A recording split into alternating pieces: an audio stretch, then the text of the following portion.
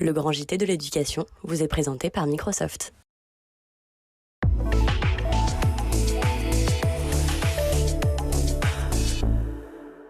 Bonjour à tous et bienvenue dans le Grand JT. Tout de suite, le sommaire. Doubler les heures d'enseignement moral et civique, ces fameux cours d'EMC salués par le chef de l'État lors de sa dernière conférence de presse. Alors, en quoi cela consiste et surtout à quels besoins répondent ces cours? On détaille cela avec nos invités dans quelques instants. Grandir avec un parent toxique, c'est ce que raconte Alexandra Sochfer dans son livre Vertical. Elle sera notre invitée dans la seconde partie de l'émission. À l'heure où les grèves se multiplient dans toute la France, Loïc Landreau fera la lumière sur l'histoire de la grève en France. Loïc, que l'on retrouve tout de suite pour l'actualité en bref.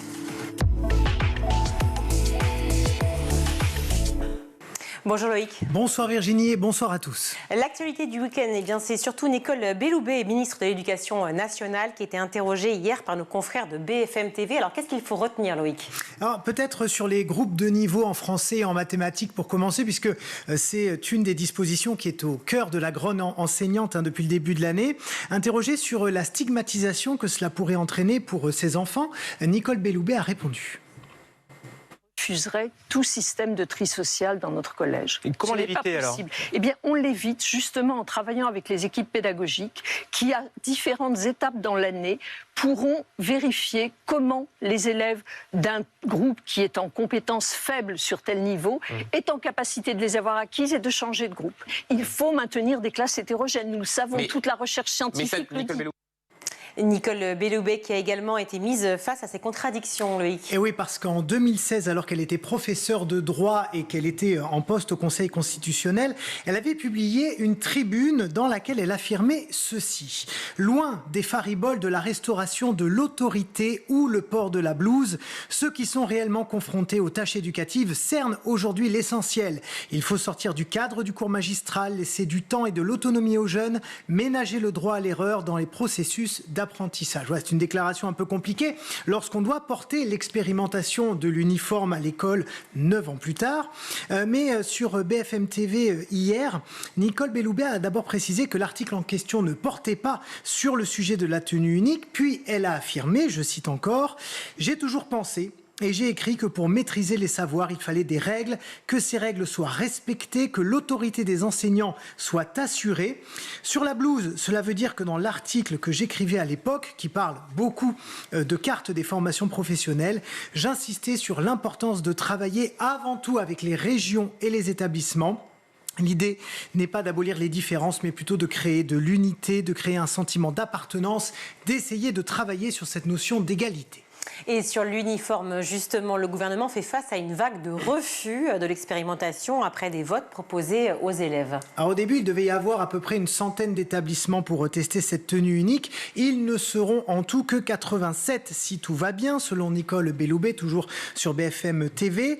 La date du 15 février initialement donnée aux collectivités territoriales pour se manifester a d'ailleurs été prolongée jusqu'au mois de juin. Malgré tout, cette expérimentation va bien débuter la semaine prochaine dans plusieurs écoles de Béziers. Ce matin d'ailleurs, le maire de la ville, Robert Ménard, était l'invité de France Info. Il a expliqué pourquoi il avait décidé de participer à ce test grandeur nature. J'ai pas l'imbécilité de penser que ça va régler tous les problèmes. J'ai compté les gens vous le faites, alors? Parce que je pense que ça en règle un certain nombre. Ça fait que, par exemple, je vais vous prendre un exemple. Les problèmes de vêtements communautaires, ça les règle. Le problème de ça gomme un certain chose, ça change pas tout. Je pense, écoutez, le nombre de harcèlements qui commencent sur les histoires de tenue des gosses à l'école, t'es pas habillé comme il faut s'habiller et tout. Je pense que ça peut les atténuer. Je pense que ça apporte un sentiment, je le vois quand il y a eu des essayages, vous y faisiez allusion. Les gosses, ils voulaient absolument, ils auront, vous savez, un blason avec le nom de l'école. L'idée, j'appartiens à une école. Je trouve que tout ça, c'est bien. Et à mon grand étonnement, quand on leur a demandé, parce que nous leur avons demandé pas seulement s'ils étaient d'accord ou pas, comment ils voulaient, qu'est-ce qu'ils voulaient choisir. Moi, je m'attendais à un truc un peu léger, genre jean et t-shirt. Pas du tout. Ils ont choisi que des choses d'un classicisme. Ce sont les parents ou les élèves qui ont choisi? Les deux. Mais pour Grégoire Ancel, président national de la FCPE, également invité sur France Info ce matin, la tenue unique n'a aucune incidence sur les apprentissages et ne changera rien en termes de climat scolaire. On l'écoute. La question de l'égalité, l'uniforme ne sera jamais l'arbre qui cachera la forêt des inégalités. C'est-à-dire qu'un enfant, des élèves surtout l'adolescence, auront toujours beaucoup de moyens de se différencier à travers des chaussures, des bijoux, une coiffure, une posture.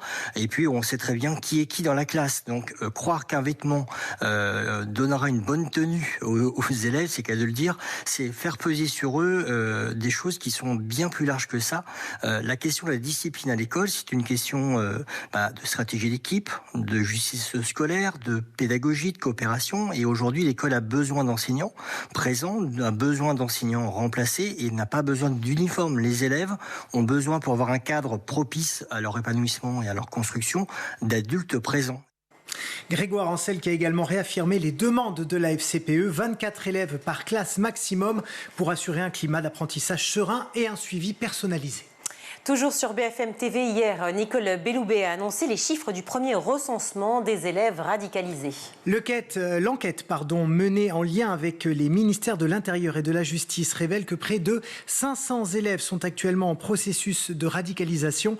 160 environ seraient dans ce qu'on appelle le haut du spectre, c'est-à-dire les plus radicalisés. Il y a quelques mois, Gabriel Attal avait proposé de les sortir de l'école pour les intégrer à des structures spécialisées et les faire donc encadrer par des gens qui peuvent gérer la déradicalisation, une proposition que 3 enquêtes indépendantes ont jugée contre-productive. Et pour terminer sur ce long entretien de la ministre de l'Éducation, un mot sur le harcèlement scolaire. Oui, parce qu'après l'interview à l'antenne, Nicole Belloubet a enregistré une pastille vidéo pour les réseaux sociaux de BFM TV. On l'écoute effectivement sur la bataille du gouvernement autour du harcèlement. Des moyens ont été donnés pour que les professeurs, certains professeurs suivent des formations, constituent des équipes au sein des établissements. Nous souhaitons désormais que chaque année, une enquête soit conduite pour mesurer le niveau de harcèlement et pour descendre dans les classes où sont constatés des phénomènes de telle nature. Nous essaierons également de développer davantage encore la formation des professeurs. Bref, je crois qu'il y a là tout un panel de mesures pour éviter que les élèves ne viennent plus à l'école la peur au ventre mais le sourire aux lèvres. Nicole Belloubet qui a récemment annoncé une prime de 1 250 € pour les assistantes sociales dans le cadre justement de leur travail pour lutter contre le harcèlement scolaire. Merci Loïc. L'école, c'est aussi la formation des citoyens, rappelait l'ancienne première ministre Elisabeth Borne, continuant la décision de Pape Ndiaye d'augmenter le nombre d'heures d'enseignement moral et civique à l'école. Alors en quoi consiste cette éducation à la citoyenneté et que traduit-elle de notre société? On en parle tout de suite avec nos invités.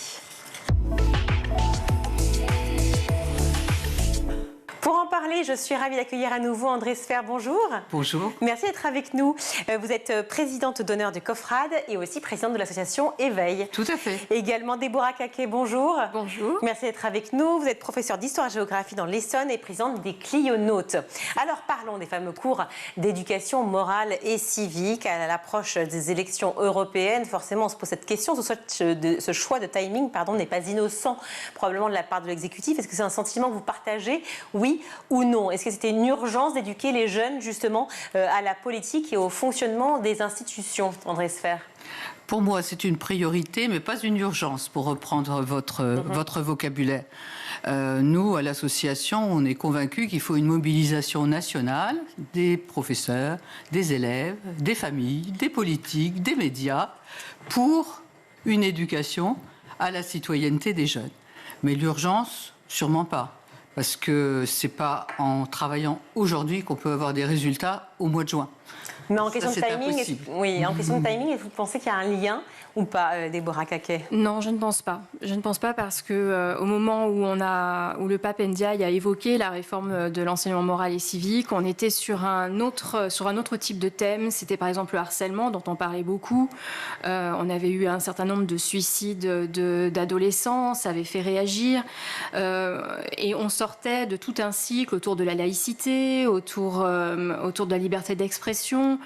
On évoquait aussi à ce moment-là une possible réforme du collège, auquel Jean-Michel Blanquer n'avait pas touché. Donc je crois beaucoup plus à l'idée de vouloir terminer un cycle de réforme, d'avancer un petit peu sur le collège, mais je ne pense pas que les élections européennes aient été plus que ça décisifs dans le calendrier. Je continue avec mon petit tour politique quand même pour démarrer sur ce sujet-là, mais est-ce que vous pensez que les termes employés par le président de la République, à savoir instruction civique, terme qu'on n'emploie plus, étaient volontaires et pourquoi ? Dressler? Parce que l'éducation appartient aux familles, donc peut-être pour éviter le mot éducation. L'éducation n'appartient pas à Si, l'éducation appartient aussi à l'école, puisqu'on a un ministère de l'éducation nationale et de la jeunesse. Mais par exemple, pour parler de cette discipline d'enseignement moral et civique, on parle de l'enseignement moral et civique en classe, et on ne parle pas d'éducation morale et civique. Donc on va parler d'éducation morale et civique en famille. Alors peut-être que justement, c'est une façon de rebondir. L'éducation, est-ce qu'elle doit se faire justement à la maison, davantage, sur l'aspect citoyen, ou même dès le départ d'ailleurs? Alors, c'est certain qu'on ne peut pas former des citoyens en vase clos avec la seule énergie de l'enseignant d'histoire-géographie. C'est pas possible. Et d'ailleurs, d'une certaine façon, tout le démontre tous les jours. Si on a de plus en plus de contestations, de fragilité dans notre société, c'est aussi parce qu'à un moment donné, il va falloir répartir davantage l'effort d'éducation auprès des enfants. Maintenant, je pense que sur le terrain de l'enseignement moral et civique, si le président a parlé d'instruction civique, c'est aussi parce que dans son discours, dans son approche de l'école, on sent qu'il a envie qu'il souhaite s'arrimer à une vision traditionnelle de l'école, où on va parler d'instruction, on va parler d'uniforme, où on va parler de réarmement civique. Les mots sont quand même choisis pour séduire une partie de l'opinion publique qui aspire à un retour aux sources. D'accord, un droit de source, tout simplement. Oui. D'accord. Le dédoublement des heures de MC en réponse aux émeutes de juin, est-ce que pour vous, c'est une vraie solution? En tout cas, c'est ce qui avait été évoqué à l'époque par l'ancienne Première ministre Elisabeth Borne. C'est pas une mauvaise solution. L'enseignement moral et civique, c'est un tout petit temps par semaine. C'est une demi-heure. On ne fait pas beaucoup en une demi-heure. Ce sera 1 heure, du coup. Donc là, c'est censé être 1 heure. Oui. Je dis c'est censé parce qu'à l'heure actuelle, on nous a annoncé le doublement pour la rentrée 2024. Or, nous avons déjà les dotations qui arrivent dans les établissements, à partir desquelles, normalement, on doit pouvoir avoir ce doublement horaire. Et dans les faits, il n'apparaît pas ce doublement. Donc, pour l'instant, l'effort est passé sur les groupes de niveau. On s'efforce de financer les groupes de niveau sur le français, sur les mathématiques. Maintenant, le MC a complètement disparu des écrans radars. Donc, on l'a annoncé. Maintenant, dans les faits, pour l'instant, il n'est pas installé. Enseigner le civisme à l'heure de l'incivisme. Je cite l'historien Thibaut Poirot il y a quelques semaines dans une tribune pour le journal Le Monde. Est-ce que ça vous parle? Oui, ça parle justement d'éducation dans les familles. C'est ce qu'on disait tout à l'heure, le professeur d'histoire-géographie ne peut pas tout faire. S'il pouvait tout faire, d'ailleurs, ça se saurait. Malheureusement, il ne peut pas tout faire. Donc, ça appartient aux familles d'éduquer leurs enfants. Et puis, ensuite, effectivement, c'est l'école maternelle, primaire, qui va prendre le relais dans cette éducation au civisme, aux règles du vivre ensemble. Effectivement. Donc l'éducation, si je vous suis, à la citoyenneté, vous a démarré en fait avant l'école, à savoir entre 0 et 3 ans. Ça veut dire quoi? Ça veut dire les mots habituels Ça veut dire la politesse, ça veut dire merci. Alors justement, ça veut dire bonjour. Est-ce que c'est ça la citoyenneté? Est-ce que c'est la politesse? Ça peut être ça, oui, bien sûr. Oui. Ça commence là. Et c'est quoi d'autre? C'est quoi d'autre? Ce sont des cercles concentriques, effectivement, qui vont autour... de toute façon, si vous voulez, la citoyenneté, c'est le commun. Donc on va faire du commun, chacun à son niveau. Le tout petit, c'est les règles de politesse, il peut pas faire plus. C'est le commun, c'est le collectif en fait. C'est l'organisation d'une société. C'est l'organisation d'une société. Oui. Et c'est vrai qu'on vit dans une société aujourd'hui où on est tous enclins à exalter nos différences. On n'est pas dans une société où on forge du commun, de l'importance aujourd'hui de cet enseignement moral et civique, donc pour l'école, et de l'éducation morale que peuvent donner les parents dans les familles. Pardon, pour vous suivre bien, exalter nos différences et faire du commun, c'est antinomique? C'est un peu antinomique, oui. Expliquez-moi pourquoi. Et parce que j'ai envie d'acheter une marque qui soit différente de celle de mon copain et que ces choses-là m'absorbent, mes différences, nos différences nous absorbent plus que le projet commun. Et c'est pour ça qu'aujourd'hui, on aime aussi faire travailler, c'est ce qui se fait souvent d'ailleurs en enseignement moral et civique, on fait travailler les jeunes sur un projet. Alors justement, parlons-en de ce fameux projet des cours de MC, parce que c'est assez vaste pour nous qui sommes en dehors, si vous voulez, de l'enseignement vraiment précis de l'école, c'est-à-dire qu'on est en dehors de l'école, même si on en parle tous les jours, on se dit, bon, alors, on va peut-être travailler effectivement ce que sont les institutions, j'imagine. C'est ça. Déjà. C'est ça, c'est-à-dire que effectivement tout ce qui va être apprentissage du respect, de la politesse, du savoir-vivre, c'est des choses qu'on va attendre quand même d'abord de la sphère familiale. Par contre, l'EMC va travailler à donner déjà une base culturelle, une base de culture civique, comprendre nos institutions, comprendre le fonctionnement de la justice, qu'est-ce qu'une constitution. Vous voyez, c'est des éléments d'abord d'une culture civique qui sont transmis. Et ensuite, un point qui est important et qui d'ailleurs anime la démarche de projet dont vous parliez, c'est que nous formons des citoyens, pas des sujets. C'est-à-dire des individus qui, à un moment donné, seront des acteurs de la vie publique, interviendront, alors ils vont voter, ils vont se forger des opinions, ils pourront les défendre éventuellement dans des associations, ils pourront avoir de très beaux engagements de cette nature. Mais vous voyez, des gens qui agissent à un moment donné. Et ça, pour pouvoir apprendre cela à des enfants, à des jeunes, il faut être en mesure de les exercer. C'est pas quelque chose qui s'apprend avec un professeur qui est assis à son bureau et qui fait un cours avec un grand 1, un grand 2. Il faut forcément les mettre au travail. Il faut qu'eux-mêmes puissent expérimenter dans la classe qu'ils sont déjà en train d'agir, qu'ils sont déjà en train de faire quelque chose. D'où l'intérêt, effectivement, dans les programmes que nous quittons. Il y avait au lycée une partie qui s'appelle le projet de l'année et qui permettait d'aller à la rencontre, par exemple, d'élus locaux. Voilà, pour qu'un élu local explique ce qu'il fait, donne la réalité de son quotidien auprès d'une association locale, auprès de quantités de structures qui vont aider les enfants à se projeter dans l'avenir. Là, précisément, vous parlez du lycée, mais justement, ce qui est intéressant, c'est que là, c'est au collège. Non, c'est les deux. Le doublement d'horaire dont on parle, oui, c'est au collège. Le doublement d'horaire, oui. Par contre, les nouveaux programmes, c'est pour l'ensemble du système éducatif, du primaire jusqu'au baccalauréat. Bien sûr. Mais justement, ce doublement, pourquoi précisément au collège ? Parce qu'il n'est que d'une demi-heure. Aujourd'hui, le temps réservé à cette instruction civique, si on veut l'appeler comme ça, ou à cet enseignement moral et civique, si on veut l'appeler justement, c'est pas beaucoup.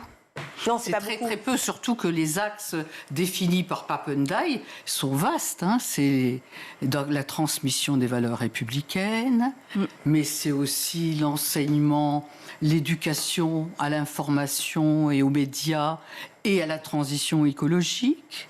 L'information et média, c'est l'éco-citoyenneté. Donc, alors, c'est immense. Il me semble avoir vu que ça avait un peu changé, justement, les appellations de chacun. C'est l'enseignement au développement durable et non plus l'éco-citoyenneté. J'aurais votre avis sur la question. Et justement aussi, cette allusion à l'éducation aux médias, avec la partie prenante du Clémy, si je peux dire, on avait déjà cette éducation aux médias. Donc, qu'est-ce qu'il y a de nouveau, finalement ? Ce qu'il y a de nouveau, c'est que, de toute façon, cette éducation à l'information aux médias, elle existait. Oui. Mais elle existait si les professeurs voulaient bien, puisqu'il n'y avait pas de quota horaire.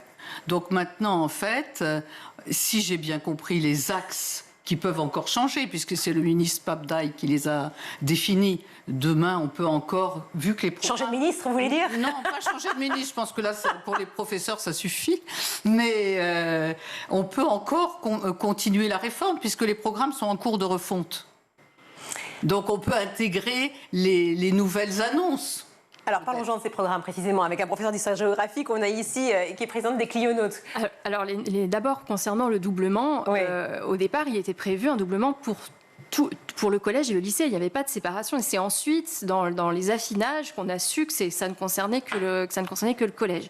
Sur les nouveaux programmes, il s'efforce, c'est présenté, vous avez un grand préambule, ensuite vous avez une série de tableaux qui expliquent par niveau ce qui doit être fait. Vous avez une colonne dans ce tableau qui annonce les différents dispositifs existants que l'on peut intégrer au programme. Et c'est là qu'on peut avoir l'éducation aux médias, l'éducation au développement durable, des éléments, vous voyez, qui reviennent et qui sont réinjectés. Ce qui nous a surpris au sein de l'association, c'est que finalement, là où on attendait des programmes presque révolutionnaires, parce qu'on avait dit tellement de mal de l'EMC, on avait critiqué ses insuffisances. Si on crée une réforme avec tout le battage médiatique qu'il y a autour, c'est qu'on annonce qu'il va y avoir de grands changements. Et finalement, les contenus sont très traditionnels. Alors, bien sûr, les thèmes la liberté, l'égalité, ce sont des choses invariantes. On s'attend à ce qu'elles figurent à nouveau. Par contre, ce qui est surprenant, c'est que dans le poids accordé à chaque thème, dans la place, dans les programmes, finalement, c'est les permanences qui l'emportent à 95%. Et vous parliez des médias. Nous sommes une époque où le poids de la désinformation est de plus en plus lourd, où on a un besoin d'arrimer nos élèves à de bonnes bases méthodologiques pour ne pas se laisser submerger par les fausses informations. On a besoin de temps, et j'avoue qu'une des attentes de notre association, c'était que du point de vue des programmes, on ait une place beaucoup plus importante accordée à ça. Et finalement, non, pas plus que ça, c'est comme d'habitude. Alors, on parle des programmes, mais il y a aussi la pédagogie. Est-ce qu'il y a un sens aussi à cette pédagogie qui est nouveau ? Ce n'est pas vraiment nouveau, c'est ancien. Et c'est même d'ailleurs un peu dommage que ce soit l'ancien qui triomphe. Je m'explique. Dans le fameux tableau que j'indiquais tout à l'heure, vous avez donc bien sûr les thèmes qui sont présentés et vous avez également des démarches d'apprentissage qui vous sont suggérées. Ces démarches sont des démarches extrêmement verticales qui expliquent que l'enseignant va travailler sur, se pencher sur, étudier cela. Mais finalement, ce qu'on pouvait attendre en termes d'interaction, le fait de placer des débats, le fait d'avoir des intervenants extérieurs qui viennent, le fait d'avoir justement ces projets, ça disparaît. Alors c'est présent en préambule, où on vous indique que ce sont des pratiques qui sont intéressantes, qui sont utiles et qui ont leur place. Mais en fait, dans la façon dont les programmes sont rédigés pour l'instant, on ne voit pas très bien où cette richesse pédagogique apparaît. On est au contraire dans des situations qui privilégient un face-à-face classique. Très académique. Tout à fait, l'enseignant qui parle. Pour le coup, c'est bien en phase avec l'instruction civique. Donc, votre avis, André Sfer. Là, on risque d'avoir un petit peu de déception côté des élèves, parce que nous, on faisait un colloque en mai 2023, qui suivait d'ailleurs une étude que nous avions menée auprès de 600 collégiens, sur leur vue à eux de la citoyenneté, et que nous disaient-ils par rapport à l'école, justement qu'ils voulaient plus de débats, comme ceux qu'ils avaient en enseignement moral et civique, parce qu'ils avaient du débat en enseignement moral et civique, et ils en voulaient plus, c'est-à-dire ils voulaient que ce débat, eh bien, finalement, ça puisse aussi se pratiquer dans les autres disciplines. Ils voulaient des choix de matière, enfin, ils voulaient une journée moins lourde, enfin, ils ont plein d'idées, les jeunes. Et je pense que pour cette éducation morale et civique, enfin, cet enseignement, décidément, excusez-moi du lapsus, je pense qu'on aurait aussi intérêt, tous, à écouter un peu ce qu'ils ont à nous dire, à valoriser leur travail au sein des instances éducatives, parce que dans un collège, il y a un conseil de vie lycéenne, dans un lycée, un conseil de vie, en lycée, conseil de vie lycéenne, en collège, conseil de vie collégienne, en école, conseil d'école, mais bon, à l'extérieur, on a aussi les conseils municipaux de jeunes, valoriser les contributions des jeunes. Et est-ce que vous pensez, l'une et l'autre, que aussi c'est plus académique, plus rhétorique, parce que justement, peut-être qu'on a un peu peur du débat aussi à l'école, on a peur, et notamment les professeurs d'histoire-géographie avec tous les drames qu'on a vécus. C'est sûr qu'il y a un risque à avoir un débat, c'est d'avoir à un moment donné des élèves qui posent des questions difficiles, des questions où la réponse ne va pas leur plaire, des questions où on n'a pas la réponse tout court et il va falloir la construire ensemble. Un débat, c'est un moment de liberté, et forcément, si un enseignant se sent en fragilité sur le thème abordé, si la classe est naturellement, on va dire, éruptive, ça peut très mal se passer. Mais c'est pas parce que ça peut mal se passer que ça se passe mal à chaque fois. Vous avez de très belles réussites à discuter avec les élèves. Et je trouve que sur tous les sujets, qui sont justement les sujets de tension, de sujets sur la laïcité, sur la liberté d'expression, moi, je préfère avoir des élèves qui posent les questions, qui même parfois affirment violemment leur point de vue. Je préfère encore ça parce qu'au moins on peut discuter, plutôt que d'avoir un silence dans les rangs et je le sens bien, des regards fuyants. Et puis surtout qu'ils se sentent considérés, car comme vous le dites, effectivement, les jeunes ont beaucoup de choses à dire, et puis en plus, ils sont de plus en plus engagés, mais pourtant ne votent toujours pas, enfin pour ceux qui ont le droit de vote. Mais voyez, ils n'ont pas encore l'âge. Je pense que ça va ensemble. Si on ne les fait pas débattre, s'ils n'apprennent pas en classe à se comporter déjà comme des citoyens, à être responsables de leurs opinions, aller chercher des informations, comment peut-on croire qu'une fois adultes, ils vont découvrir comme par enchantement la solution? Je trouve qu'on fait notre travail en posant un cadre dans la classe où les élèves réfléchiront, agiront, penseront le monde présent. Mais c'est vrai qu'il y aura des moments de tension, mais il faut pas avoir peur de la délibération. Et je crois que c'est la seule façon de les faire adhérer en profondeur à nos valeurs communes, aux valeurs de la République notamment.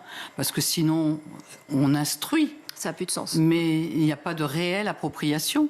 Est-ce qu'ils arrivent, est-ce que plutôt, c'est pas ils arrivent, mais est-ce qu'ils ne font pas trop le distinguo et justement la séparation entre les valeurs de la République dont on parle, qui sont évidemment respectées et importantes, et puis aussi les politiques eux-mêmes? J'ai l'impression qu'il y a une non-adhésion finalement des jeunes dans la figure politique. Alors la figure politique, mais pas seulement. Nous, les jeunes qu'on a interrogés, donc des jeunes de collège, les valeurs de la République, ils les connaissent.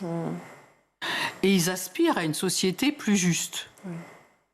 Mais ils nous renvoient aux discriminations. Ils nous renvoient au manque de fraternité. Ils nous renvoient au harcèlement. Ils nous renvoient aux réalités. Et c'est pas tant les politiques que l'incapacité politique à résoudre ces questions pour eux. Et à écouter ces jeunes, justement. À les écouter, mais aussi à rapprocher notre devise républicaine pour eux d'une réalité qu'ils vivent. Juste un point assez précis, mais qui est tout à fait intéressant sur les biais choisis pour ces fameux cours. Comme relève justement l'APSG, l'Association des professeurs d'histoire-géographie, à propos de l'explication concernant par exemple le 49.3, qui était un vrai sujet, évidemment, notamment au moment d'Elisabeth Borne. Il y a des points qui posent problème, comme l'étude du 49.3, donc je cite, pour éviter les blocages parlementaires, alors qu'on explique en classe qu'il réduit l'espace du débat parlementaire. C'est un affrontement finalement entre les légitimités du législatif et de l'exécutif. Et c'est vrai que c'est un peu paradoxal à comprendre.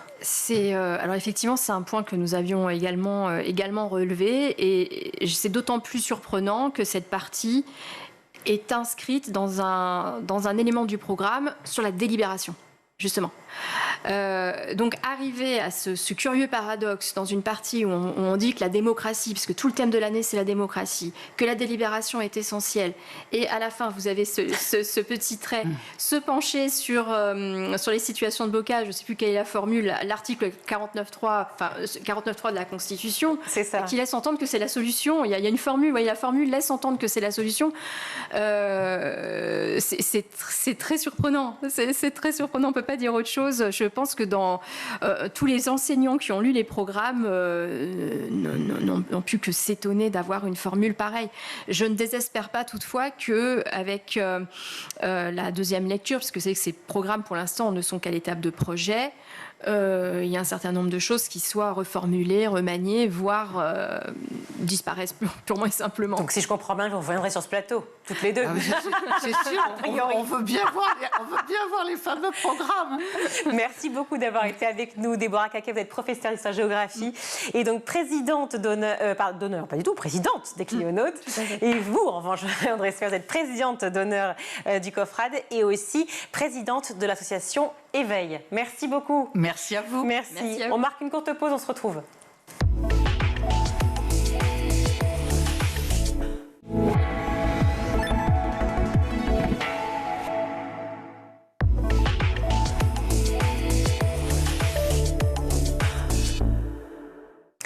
De retour dans le Grand JT, je suis ravie d'accueillir Alexandra Sochfer. Bonjour.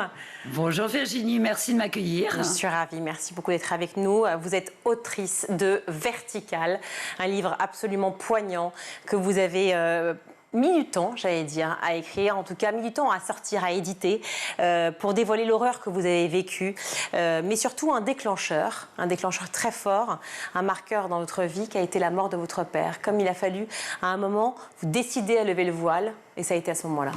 Bah oui, vous savez, à un moment, on a tous des déclics dans la vie. Moi, le déclic, ça a été le départ de papa le 31 janvier 2023. C'est comme si, effectivement, il m'autorisait à lever le voile sur l'ignominie, sur l'horreur. Sur l'horreur, sur une vie de 45 ans qui a été que de la survie, en fait. Un livre sur la survie, c'est exactement ce que j'ai ressenti tout au long de ces pages, très poignant dès le départ. On parle évidemment de maltraitance de la mère, de la marâtre, vous l'appelez la marâtre. Tout démarre quand vous avez à peine 3 semaines. 3 semaines. Vous pleurez, un enfant pleure à 3 semaines évidemment. Elle vous frappe et dit cette phrase qui restera et qu'on vous redira plus tard. Une phrase typique des personnes toxiques et violentes. Maintenant, elle pleurera pour quelque chose. Oui, 3 semaines. Ça donne le ton. De toute façon, bon, évidemment, c'est une personne proche qui a témoigné. Ma vie n'a été que ça. Alors, vous avez les violences physiques et vous avez les violences psychologiques. Mais bon, ça a commencé à 3 semaines et puis ça a duré jusqu'à ce que je sois adolescente, puis femme, puis maman. Donc, ça a duré presque 45 ans. Vous racontez évidemment les claques, les coups, le martinet, ces violences physiques. Oui. Vous dites oui parce que... Oui, je dis c'est un détail. Un détail, pas tant que ça, évidemment. Vous le dites avec cynisme, tellement ça a été violent. Mais c'est raconté tout au long du livre. Ça continue tout le temps, sans cesse, à prendre le cours de maths, tout un week-end, un coup de martinet. Vous en pleurez, puis à la fin, les larmes ne coulent plus, tellement c'est violent, tellement c'est dur. Et votre départ aussi du cocon familial, tout ça pour dire qu'il a été soudain, non expliqué. Ces violences psychologiques qui étaient peut-être d'autant plus fortes. C'est pour ça que vous dites comme ça. Bah oui, les violences psychologiques sont beaucoup plus fortes. Et puis c'est surtout qu'elles vous détruisent. Elles vous détruisent. Pourquoi je pars à 17 ans ? Sauf qui peut. Faut fuir. Mais pour autant, je reste dans la soumission. Puisque tout au long du livre, je vais la chercher, elle revient. Je vais la chercher, elle revient. On attend toujours. Quel enfant n'attend pas l'amour de sa mère ? Donc, je reste dans cette soumission. Et puis, encore un déclic en 2018. Le déclic fait que, cette fois-ci, je suis réellement. La quête d'amour est vaine. Et là, il faut sortir du déni. Il faut apprendre à se choisir soi. Il faut apprendre à s'estimer. Il faut apprendre à se respecter, à s'aimer. Et là, tout un mécanisme doit s'opérer pour changer de fonctionnement, changer ses actions, changer ses interactions. Et là, je fais une psychothérapie qui durera presque 3 ans. On va en parler évidemment de l'arrivée à cette psychothérapie, mais je voudrais revenir sur tout ce livre, parce que vous racontez tout au long de ces 230 pages à quel point la difficulté, c'est de comprendre pourquoi une mère, une marâtre, vous le dites, agit comme ça. Comment une mère qui doit donner un amour inconditionnel à un enfant, qu'un enfant, évidemment, n'a rien demandé, le pauvre, vous en l'occurrence, comment est-ce possible ? Vous avez créé depuis une association, vous croulez sous les demandes, c'est votre cas, évidemment, et c'est l'objet du livre. Suite à la sortie de Vertical, le 20 novembre dernier, nous avons croulé. J'étais moi-même, parce que je finis dans Vertical en disant parce que je ne peux pas être la seule, sous les messages de personnes, mais dans une détresse extrême, de femmes, de messieurs, de personnes qui sont témoins de maltraitance sur des enfants. Et là, j'ai dit non mais c'est pas possible, il faut créer une association. Donc nous avons créé une association qui s'appelle Unis contre la maltraitance maternelle, UCL-du-bas maltraitance maternelle sur Instagram, et le site sera en ligne avant la fin du mois, et c'est aujourd'hui mon combat. En fait, Vertical, c'est un message d'espoir. On peut s'en sortir. Certes, le chemin de résilience est long et chaotique et douloureux, mais on peut s'en sortir. Je suis en face de vous, Virginie, libre et définitivement verticale. À toutes ces personnes, c'est le message que je veux leur faire passer, et nous serons là pour ça, tant sur le plan médical que sur le plan juridique, sur tous les plans, nous serons là. Voilà, nous serons Vertical en face d'eux. Ce désamour, en tout cas cette femme qui n'a pas su vous aimer et qui vous a même violenté, qui vous a mis au travail forcé à l'âge de 12-13 ans. Qui m'a détruite. Qui vous a détruite. Qui m'a détruite. Il faut savoir que, et j'insiste là-dessus, elle m'a détruite, mais ça détruit aussi l'entourage. C'est-à-dire que ça détruit aussi vos actions, vos interactions avec votre entourage. J'avais des failles. Je suis devenue maman. Mes enfants ont, entre guillemets, subi ces failles, et en même temps en ont profité aussi un petit peu, mais vaut mieux que ce soit dans ce sens-là. Donc il a vraiment fallu que je prenne la décision de me faire soigner, de me faire aider. Et là, c'est très difficile parce que vous avez l'habitude de vous battre contre les autres. Vous avez votre mur de guerrière, vous foncez, vous y allez, et puis vous montrez une image de femme super forte, tout va bien. Oh, elle doit être mariée avec un mec milliardaire, elle n'a pas de problème, tout va bien, elle a ses enfants. Voilà. C'est l'image que je dégage. Mais j'ai un métier, je suis consultante et créatrice d'accessoires de mode. Le plus attire le plus, le moins attire le moins. Je ne vais pas montrer l'image de celle qui est complètement effondrée. Et puis de toute façon, je n'ai pas le choix. Je suis maman de 2 enfants, je suis seule. Moi, ce qui m'intéresse, c'est que mes enfants aient la meilleure vie possible et leur donner les meilleurs outils pour qu'ils puissent s'épanouir dans la vie. J'ai reçu l'inverse. C'est-à-dire, on a tout fait justement pour m'éradiquer, pour m'isoler, pour me terrasser. La femme qui m'a donné la vie a tout fait pour m'ôter la vie. Parlons-en, si vous le voulez bien, justement de ce qui se passe avec tous ces moments très difficiles que vous vivez. L'enfer amène l'enfer. C'est le cercle infernal, si j'allais rebondir évidemment là-dessus. C'est-à-dire que c'est le décrochage scolaire, c'est les fugues qui s'en suivent. Mais oui, je fuguais plus de 10 jours. Ni la police était au courant, j'étais pas recherchée. Personne de la famille ne me recherchait, ça étonnait personne. Alors ça n'étonnait personne, c'était là aussi où je voulais en venir. Vous pensez que votre entourage savait ? Ah ben maintenant je suis convaincue que tout le monde savait. Mais j'en suis convaincue à la fin de ce livre. Comment est-ce possible ce silence ? C'est la société qui a imposé ça ? C'est le fait d'avoir peur de parler ? C'est le fait aussi que, évidemment, votre petite sœur, elle était plus jeune que vous, donc elle était, vous dites, paralysée, immobilisée. Que je remercie du fond du cœur, est venue me voir alors que je faisais ma thérapie le 19 avril 2019 en me disant « Mais évidemment que tout le monde savait. Et moi, j'essayais de t'aider. Tu te faisais vomir des roast-beef entiers. J'essayais de t'aider, tu rejetais mon aide. Alors est-ce que je rejetais son aide pour la protéger ? Mais c'était ma petite sœur. Quand les adultes ne parlent pas. De toute façon, n'importe quelle personne victime de maltraitance maternelle ne parle pas. Pourquoi ? Parce que, d'abord, on a honte, on a 0 repère. Où est la normalité ? Puis un tabou énorme. Et puis un tabou énorme. Ouais. Nous sommes quand même dans une société où, non seulement là, je pointe les femmes, certaines femmes, du doigt, mais je pointe certaines mères du doigt. Je peux vous dire que j'en prends plein la figure. Mais une chose est certaine, j'irai jusqu'au bout. Oui, mais vous en aidez d'autres et c'est ça qu'il faut garder précieusement. Exactement. Notamment grâce à ce livre, parce que quand on raconte sa propre histoire, c'est aussi l'histoire de tous, justement, et tous ceux qui vous contactent, que vous racontez. Il y a quelques années, votre père vous dit avec une nonchalance assez déconcertante « Je savais, mais ne voyais pas. De toute façon, ta mère, c'était folcoche. » Oui. Oui, c'est vrai. Mais elle a tout fait pour m'en isoler. Notre mère se sépare de notre père, on a 6 ans.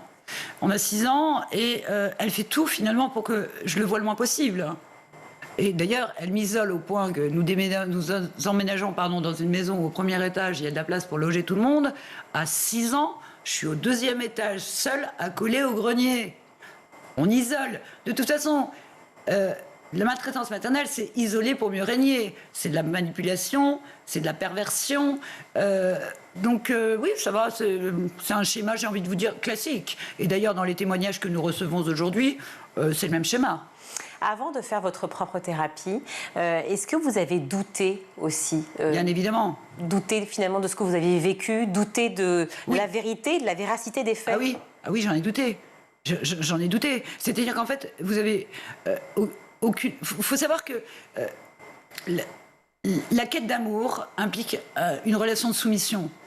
La soumission vis-à-vis de votre mère, mais vis-à-vis des autres. Et vous êtes sur un terrain qui est extrêmement toxique. Et finalement, vous allez vers les terrains toxiques et vous attirez les personnes malveillantes, puisque eux ont détecté vos failles. Mais bien évidemment que j'ai douté. Mais j'ai douté, j'ai envie de vous dire, jusqu'à ce que ma sœur me confirme. Et quand je dis que ma sœur m'a aidée dans ma guérison, c'est que oui, elle m'a confirmé les faits. Vous avez dit, je suis pas folle, en fait. Mais évidemment, mais parce qu'en fait, la mémoire occulte, et heureusement pour survivre. Et encore aujourd'hui, nous parlons, des choses me reviennent. Encore aujourd'hui, des choses me reviennent qui ne m'étaient pas revenues dans le livre. Donc, bien évidemment que vous doutez, mais il y a un moment, il faut se faire violence, il faut se dire, allez, j'y vais. La thérapie, évidemment, est essentielle. Elle est vraiment... Elle est essentielle parce que beaucoup de personnes croient que parce que leur mère est morte ou va mourir, ça y est, tout ira bien. Non, c'est pas vrai. Parce que malheureusement, il faut changer un logiciel. Vous avez été formaté, vous avez été robotisé. Et il faut changer ce logiciel de façon à changer vos modes d'action et d'interaction vis-à-vis de l'autre. Et tout simplement se retrouver soi, se recentrer sur soi, apprendre à s'aimer, s'estimer, se respecter pour être définitivement vertical, libre et heureux. Et savoir aimer aussi les autres. Exactement. S'aimer soi-même. Exactement. Pour aimer les autres, il faut s'aimer soi-même. Et puis il y a le regard de maman aussi qui est différent. Je suis maman de 2 princesses et forcément des choses me reviennent puisque quand il y a 4 pulls qui traînent dans la chambre, moi quand il y en avait un, j'avais toute la chambre qui passait par la fenêtre. Bon, bah là, 4 pulls. Vous souriez? Oui, c'est pas très grave. On les embrasse, vos filles. Merci Alexandra Sochefer d'avoir été avec nous. Merci Virginie. Votre livre Vertical est dans toutes les bonnes librairies, évidemment. Courez l'acheter. C'est à la fois un témoignage, mais c'est aussi ce que vivent beaucoup, malheureusement, d'autres enfants.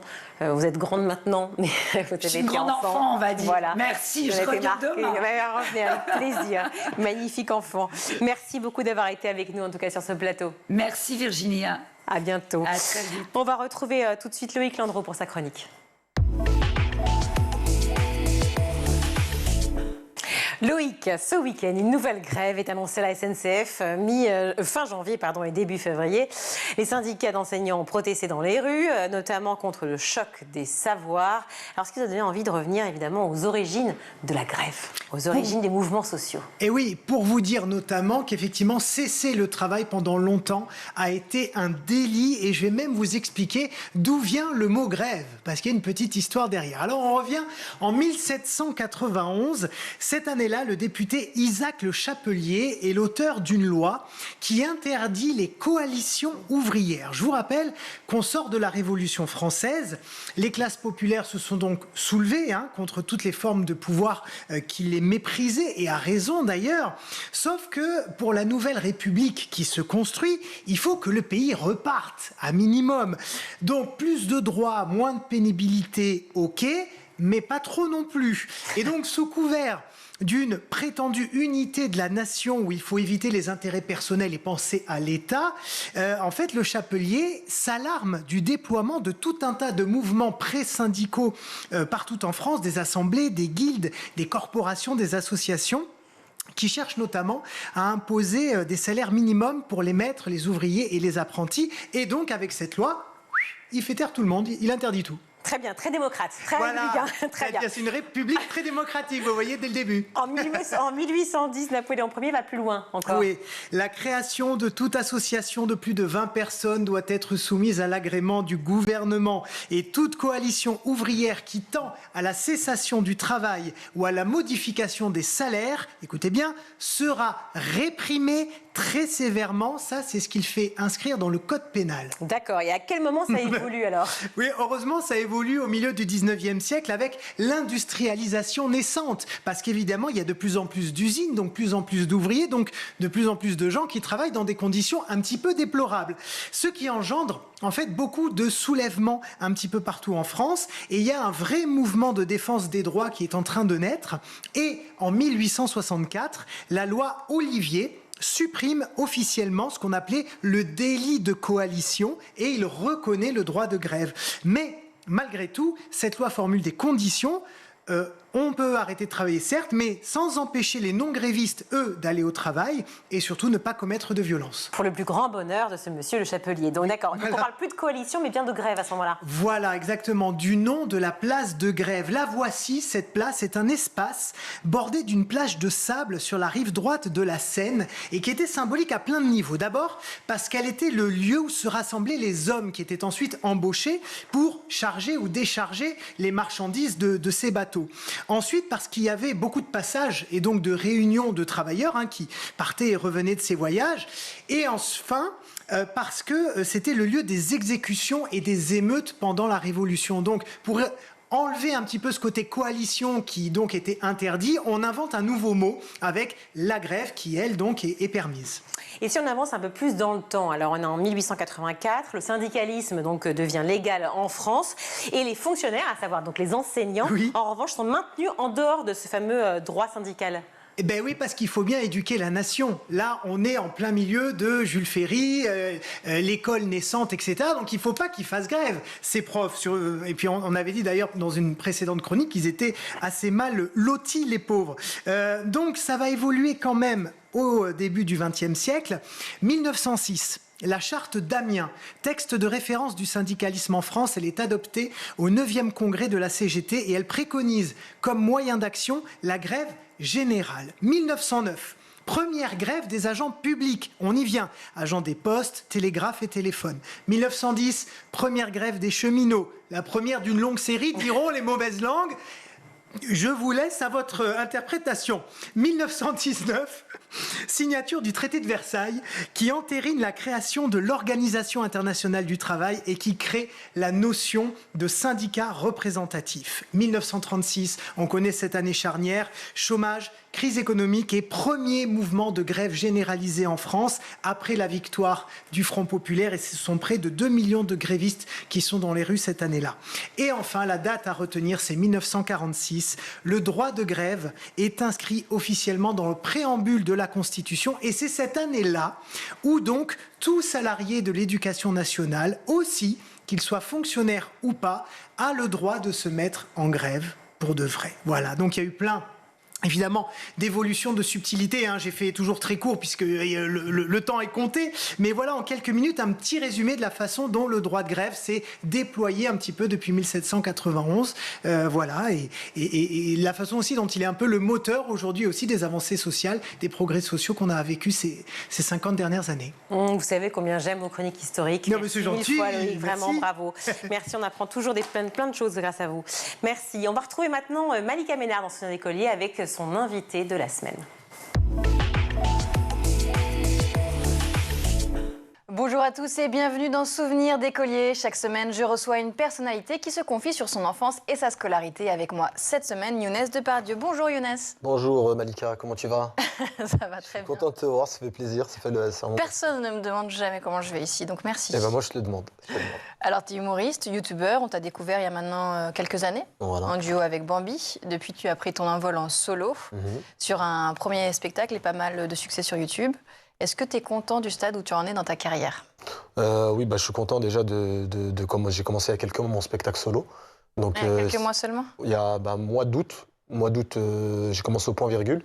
Donc nouvelle aventure, content. Et j'espère le début d'une nouvelle grande aventure. Combien de temps alors au point virgule encore? Là, j'ai commencé mois d'août. J'ai pas mal d'exceptionnels à partir de janvier, une fois par semaine au point virgule jusqu'à la fin de l'année. C'est une petite résidence, quoi, en gros. Voilà, une petite résidence en attendant une tournée un peu partout. Ça, c'est les projets à venir? Oui, projets de films et projets de séries, donc pas mal de projets qui arrivent. Où tu devrais être dans le casting ou l'écriture? Normalement, en février, je suis sur un long métrage sous écrou. D'accord. C'est avec Hicham Bougaraba. C'est une série qui a cartonné sur YouTube. Qui va être un long métrage. Ok. Donc, il y a des belles petites choses qui arrivent.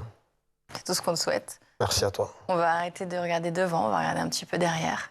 Ah, d'accord. T'as grandi où déjà? J'ai grandi à Châteauroux. Mais non. Tu connais? Non. Il y a souvent Miss France là-bas en plus. Ça m'a fait penser à ça, j'y suis allée que pour Miss France. Bah ouais, il y a souvent. T'as aimé la ville? C'était très rapide pour se faire un avis. Non, en plus, c'est au Zénith, donc c'est à la sortie de la ville. Et c'était comment ton enfance là-bas? Enfance basique, j'ai grandi dans un quartier, franchement une enfance normale. T'avais des frères, des sœurs? J'ai 3 frères, une petite sœur et un frère paix à son âme. D'accord. Et toi, tu te situais où dans la... Moi, je suis au milieu, juste au milieu. T'es au milieu? Je suis au milieu, ouais. T'avais une place... Ouais, j'avais une bonne place, j'avais Quand je faisais des bêtises, les grands me fouettaient un petit peu. Et en fait, j'étais entre les deux. Les derniers, ils avaient le meilleur rôle. Et ceux qui étaient vers la fin, on était les cobayes. On était les cobayes de la famille. Mais franchement, belle enfance avec les frères et les sœurs. Petite famille nombreuse, quoi. Et tu as toujours gardé des liens avec toute la famille en gros? Oui, bien sûr, oui, bien sûr. Vous êtes tous proches? Tous proches, très proches. Ouais. Les frères, sœurs, les parents. Ils viennent souvent ici, je vais souvent là-bas. Donc, Ton enfance, tu dirais que c'est un souvenir heureux? Ouais, après, heureux, oui. Oui, heureux. Après, il y a des hauts et des bas, quoi. Il y a des hauts et des bas. Il y a des moments de joie et des grands moments de tristesse. Est-ce qu'à l'époque, justement, tu faisais rire les gens? Ouais, depuis petit, ouais. Parce que c'est comme ça que j'ai fait de l'humour. À quel âge? Depuis gamin, depuis que j'ai 5-6 ans, j'aimais bien imiter les gens. Après, j'étais un gros vanneur. Tu faisais mal un peu. Ouais, je passais mon temps à vanner les gens. Donc c'est une grosse arme là, de vanner. Quand tu sais vanner, c'est une belle arme. C'est déjà la fin de ce numéro. On se retrouve demain, toujours en compagnie de Younes Depardieu, pour la suite de Souvenirs d'écoliers. Tout de suite, c'est le meilleur de School TV avec le Zap. L'école de demain, si vous le voulez bien, on va essayer de l'imaginer avec vous. Vous me disiez d'abord, en préparant cette émission, que vous avez toujours à cœur de mettre des guillemets autour du terme privé quand on parle des établissements privés et publics. Vous avez d'ailleurs dirigé certains d'entre eux à Paris. C'est quoi? Vous détestez cette qualification de privé? Oui, parce qu'elle introduit un biais cognitif. On imagine que les établissements privés sont des entreprises à but lucratif. Et puis, ce n'est pas du tout le cas. Ce sont des établissements qui, juridiquement, sont des associations à but non lucratif. Et plus que ça, elles sont associées à l'État par contrat, donc avec une partie de leur personnel qui est assimilé fonctionnaire. Et puis, les frais de scolarité qui sont demandés aux parents sont pas libres dans le pouvoir de décision des établissements. C'est par arrêté préfectoral, c'est fonction d'un certain nombre de paramètres. Et donc, à la fin, c'est pour permettre à un établissement privé sous contrat de fonctionner.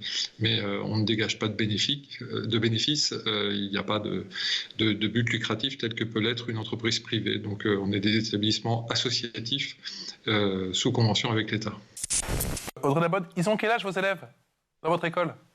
Alors on intervient, on fait quelques sensibilisations en crèche et après c'est principalement sur des élèves élémentaires et un petit peu en collège. Et alors, plus on commence tôt, mieux c'est j'imagine, mais plus on commence tôt, est-ce que c'est facile pour les tout petits, les bébés dont parlait Anne justement? Alors pour les plus petits, c'est vraiment de l'éveil sensoriel du coup. Hein. On est là sur de la découverte, on va juste toucher, sentir, on va se familiariser avec peut-être des fruits, des légumes, des textures. C'est vraiment, on est vraiment au tout début. C'est vraiment de l'éveil en fait sensoriel. Il y a le goût, il y a le toucher, j'imagine aussi, surtout pour les bébés, et aussi peut-être l'aspect visuel qui... Ouais. Complètement, ça compte beaucoup. Ça compte beaucoup. On commence à apprécier un aliment en le regardant. Et donc, c'est vraiment très important de soigner en fait la présentation, l'aspect visuel, notamment des plats à la cantine. Et effectivement, avant de mettre en bouche, le mangeur peut tout à fait goûter avec d'autres sens que le goût. Donc, il peut apprendre à toucher pour connaître les textures, il peut apprendre à sentir, à déjà regarder, parce que souvent à la cantine, les enfants passent très très souvent devant leur plateau et accordent pas beaucoup d'attention à ce qu'on leur sert. Et donc, en fait, pour les enfants les plus difficiles, c'est bien de savoir qu'on peut passer par d'autres sens avant de mettre en bouche. Ce fameux syndrome de la cabane. C'est ça. Qui est un syndrome qu'on n'explique pas bien encore, qui nous vient du Japon. En tout cas, les premiers cas sont répertoriés au Japon, chez des adultes parfois, et qui parfois ont passé plusieurs années enfermés chez eux, sans aucun contact avec l'extérieur, sans plus aucune relation sociale, sans pouvoir tellement expliquer pourquoi. Ce sont des gens qui, en fait, chez eux, découvrent qu'ils ont de quoi subvenir à leurs besoins vitaux, entre guillemets, ils n'ont plus besoin de l'extérieur et donc décident de ne plus sortir. On les appelle les hikikomori. C'est ça, au Japon, on appelle ça des hikikomori, on appelle ces gens des hikikomori. C'est un phénomène qu'on découvre en Europe. En France, on a maintenant des hôpitaux qui se spécialisent, qui montent des services autour de ce syndrome et qui commencent à prendre en charge des jeunes. Parce que chez nous, en Europe, ce sont plutôt des jeunes qui sont touchés. Au Japon, on n'explique pas vraiment pourquoi. C'est-à-dire que l'idée de la souffrance n'est pas toujours présente. C'est-à-dire que parfois, ce sont des enfermements volontaires, j'ai envie de dire, de gens qui se coupent de la société et du reste du monde, mais volontairement. Moi, ce qui m'intéressait, c'était plutôt de creuser ces ados qui se coupent du monde, mais de manière involontaire. C'est même presque malgré eux. C'est physiquement, ils ne peuvent plus passer. Ils n'arrivent plus à sortir, on va en parler. C'est un syndrome qui serait né. Vous racontez l'histoire à un moment du bouquin pendant la ruée vers l'or. Oui. On a commencé à le nommer à ce moment-là. C'est ça. En fait, pendant la ruée vers l'or, et c'est aussi le cas des gardiens de phare, ce sont des gens qui ont passé plusieurs mois, voire presque une année entière, enfermés dans un isolement total. C'est le cas pour ce qui est de la ruée vers l'or, ils sont dans des cabanes. C'est ça, ils vivent dans des petites cabanes au bord de la rivière. Et quand il s'agit pour eux de revenir à la vie normale, entre guillemets, la vie familiale, la vie amicale, relationnelle, c'est trop difficile, quoi. Ils se sont tellement coupés du monde, ils ont tellement vécu en vase clos sur eux-mêmes pendant presque une année, que le retour à la vie normale est trop difficile. Anthony Milly a une question à vous poser en rapport à ça. Est-ce que dans l'école du futur, vous concevez des cours d'entrepreneuriat, de finance, toutes ces thématiques qu'on n'apprend pas à l'école ? Je pense que l'école du futur, elle doit avoir des dimensions ouvertes sur la cité. Elle doit, notamment à travers la création de tiers-lieux, type Fab Lab, des endroits où on peut faire converger à la fois les élèves qui constituent l'école, mais aussi d'autres jeunes venant de l'extérieur, des parents, d'autres adultes venant de l'extérieur, favoriser la créativité, la collaboration, le partage de connaissances, de compétences. Donc, apprendre à l'école, c'est aussi apprendre à apprendre en dehors de l'école. Et donc, d'avoir ces espaces mixtes ouverts vers l'extérieur semble pour moi drôlement intéressant à réfléchir.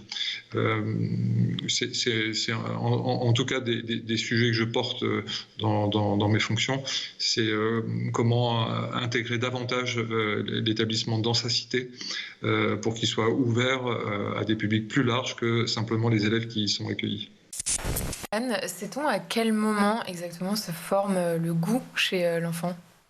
Oui, le goût se forme déjà dans le ventre de la maman, puisque le fœtus goûte, sent vers le 4e, 5e, 6e mois de grossesse, et que donc l'alimentation de la maman a un impact sur cette découverte de différentes saveurs, différentes odeurs, déjà à ce moment-là. Anne-Didier Pétrement, comment on éveille les sens ? Vous avez parlé effectivement d'éveiller les sens. Comment on procède ? Et apparemment, on peut commencer, si je comprends bien, dès le plus jeune âge ? Tout à fait, dès le plus jeune âge, en fait, dès le moment de la diversification alimentaire, donc 4, 5, 6 mois, lorsque l'enfant commence à goûter des aliments solides, on peut démarrer cette éducation au goût. Et donc, dès le plus jeune âge, alors comment on fait ? Chez le tout petit, en fait, on fait découvrir différents aliments, de préférence de qualité, de saison. Et c'est ainsi que très naturellement, donc en fait, sans grand discours ou sans leçon, l'enfant va apprendre à goûter. Mais s'il refuse, il faut persévérer ? Alors, s'il refuse, il faut effectivement persévérer, il ne faut pas forcer. Il faut insister, il faut inciter avant d'insister, et persévérer, parce que tous les travaux de recherche montrent qu'un individu doit goûter entre 7 et 10 fois un aliment nouveau avant qu'il ne lui soit familier, avant qu'il ne l'apprivoise en fait. C'est qu'il souffre d'éco-anxiété. C'est ça. Alors, effectivement, il y a cette phrase, il y a ces paroles de Dominica en exergue, et puis il y a à la fin du livre toute une... Je ne sais pas comment on pourrait dire, il y a les 187 jours à l'intérieur avec un tas de références de culture et de pop culture. Absolument. Que s'est fabriqué le narrateur, des films qu'il a vus, parce qu'il a profité de son temps à la maison pour voir des films, des séries. Ils sont cités, il y a Le Cri de Munch, il y a l'album Abbey Road des Beatles. C'est ça. Et en fait, quand on relit cette liste, une fois qu'on a fini le roman et qu'on sait, et qu'on a compris que c'était l'éco-anxiété qu'il avait cloué à la maison, si je peux me permettre l'expression, eh bien on comprend que j'avais semé effectivement des petits indices tout au long du roman. Via ces éléments via ces éléments de pop culture, on avait déjà des petits indices sur ce qui allait provoquer chez lui le syndrome de la cabane. Mais ça, il n'ose pas le dire. Il dit même, je le cite, ça a l'air con comme motif pour rester enfermé à la maison. Oui, parce que, encore une fois, il culpabilise de ne pas être capable d'aller agir, en fait, parce que si c'est effectivement l'éco-anxiété, au moment où il comprend ça, il se dit pourquoi est-ce que je reste enfermé, pourquoi est-ce que je ne sors pas manifester avec les copains qui manifestent, qui font l'école, j'ai perdu le terme, pardon. Buissonnière. Toutes ces manifestations. Les marches pour le climat. Voilà, c'est les marches pour le climat, merci. Ouais, absolument. À la place d'aller à l'école le vendredi, là. Et puis pourquoi je ne mène pas d'autres actions, et puis pourquoi je ne change pas mon mode de vie, et puis voilà, pourquoi est-ce que je suis complètement inactif et complètement terrorisé alors que je pourrais agir, quoi. Et ça le fait encore une fois culpabiliser. Vous êtes documenté sur les hikikomori. Je ne sais pas si vous êtes documenté aussi sur l'éco-anxiété, mais j'ai trouvé cette citation de la pédopsychiatre Laëlia Benoît dans Le Monde. Il faut digérer, dit-elle, son propre bouleversement, faire son deuil climatique, c'est-à-dire accepter sa tristesse et ne pas la considérer comme anormale et accueillir la culpabilité qui peut venir. C'est ça. C'est vraiment au cœur de... agir, ouais. Voilà pour le Zap, c'est la fin de cette édition. Merci à vous tous de nous avoir suivis. Canal 247 sur les Freebox, 217 sur les box Orange et 124 sur la box Bouygues. Merci aujourd'hui à la réalisation, c'est Théo Boscar, le son Thibaut Bruy-Lafont, Laure Audemont au maquillage et Laura Girard et Emma Ferret à la rédaction. Et aujourd'hui, en chronique, Loïc Landreau, merci d'avoir été avec nous. Avec un grand plaisir. À très vite, Loïc. À vendredi pour un agenda aux petits oignons. Tous les lundis et vendredis, vous retrouvez Loïc Landreau, comme ça c'est calé. Ouais. Merci beaucoup, bonne soirée, ciao.